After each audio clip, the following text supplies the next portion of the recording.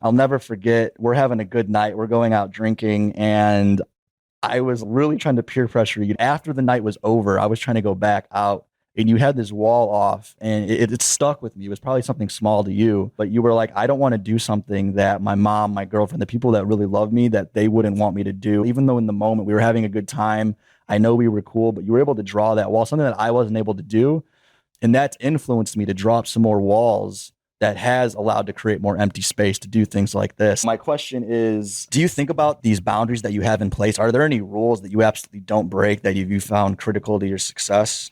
Yeah, and I don't want to minimize that situation too, because I'm not going to sit here and act like it's not hard for me to do. And even that moment, I remember that's big for me too. Being able to, you're having a good night, things are going well. Sometimes it's hard to be like, yeah, this has got to stop. But the way I see it is you have to have balance in your life and you have to have a certain respect for yourself. Shaq did a podcast one time, and this is kind of what changed my mindset in terms of going out in public and drinking is he talked about how when you go out and you're drinking in public, you're really risking your reputation because you're putting yourself in a situation where you can't control what you're doing or how you feel. And not to say that it's okay to go out and have a couple drinks as long as you are in control of yourself and in control of the things that you're doing. But once you hit that 3, 4 drink mark and then you just keep going because it's like, hey, we're having a good time. Let's just keep going. It's like, no, you need to be able to stop and you need to be able to respect yourself enough to have those boundaries. And I think that applies for everything, not just drinking. I Yeah, like think moderation, I yeah, guess. moderation in everything. I think moderation with work, moderation with family. That's been something big for me is